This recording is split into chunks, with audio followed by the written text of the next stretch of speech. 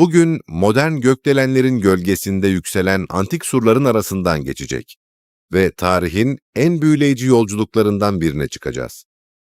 Ama İstanbul'un hikayesi sandığınızdan çok daha eskiye dayanıyor. Bundan tam 8500 yıl önce Marmara kıyılarında küçük insan toplulukları yaşam kuruyordu. Yenikapı kazılarında bulunan ayak izleri, bu toprakların insanlık tarihindeki en eski yerleşimlerden biri olduğunu kanıtladı. Ancak şehir gerçek kimliğini milattan önce 667 yılında kazandı. Megara kralı Bizas, yeni bir şehir kurmak için yola çıkmadan önce Delfi kahinine danıştı. Kahin ona yalnızca tek bir cümle söyledi. Şehrini, körler ülkesinin tam karşısına kur. Bizas ve adamları bugünkü Sarayburnu'na ulaştıklarında karşı kıyıda bir yerleşim gördüler. Bu eşsiz yarımadayı ve doğal liman olan Haliç'in stratejik gücünü fark etmeden karşı kıyıya yerleşenlerin ancak kör olabileceğini düşündüler. Ve kehanet çözülmüştü. Şehir burada kuruldu ve kurucusunun adını aldı. Bizantiyon. Yüzyıllar sonra Roma İmparatorluğu büyük bir krizin içindeydi. Büyük Konstantin, imparatorluğu ayakta tutabilmek için radikal bir karar aldı. Başkent artık Roma olmayacaktı. Ticaret yollarının merkezindeki Bizantiyon, yeni başkent seçildi. 11 Mayıs 330 yılında şehir Nova Roma yani Yeni Roma ilan edildi. Ancak halk onu tek bir isimle anacaktı. Konstantinopolis. Konstantin, Roma'nın ihtişamını bu şehre taşıdı. Yeditepe üzerine kurulan şehirde dev su kemerleri yükseldi. Hipodromda 10 binlerce insan toplandı ve Konstantinopolis, Hristiyan dünyasının yeni merkezi haline geldi.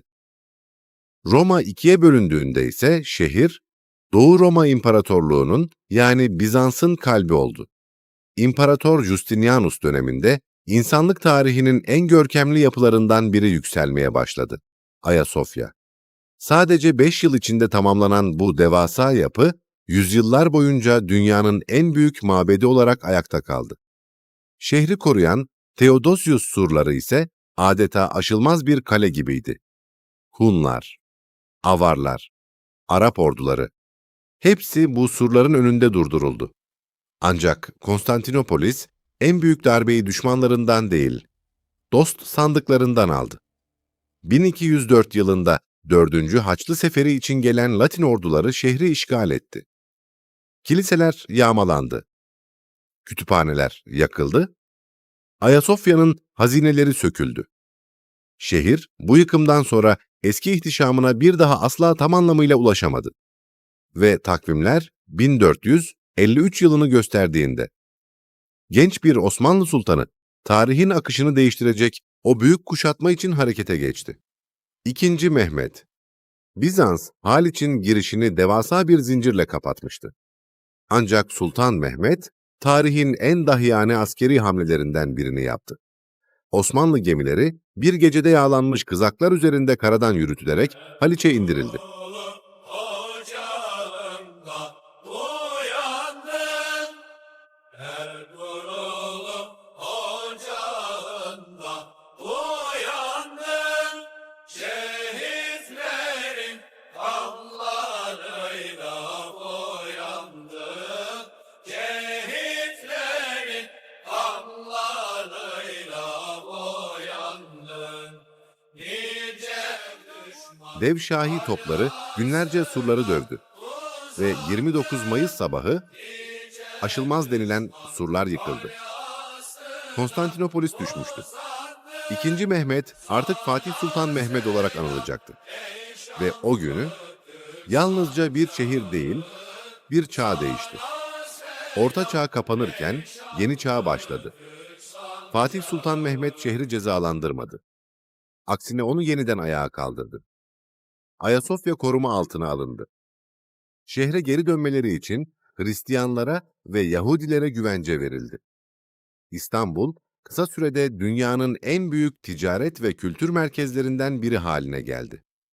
Mimar Sinan'ın Süleymaniyesi gökyüzüne yükselirken, Topkapı Sarayı'ndan 3 kıtaya hükmediliyordu. Kapalı Çarşı'da dünyanın dört bir yanından gelen tüccarlar buluşuyor.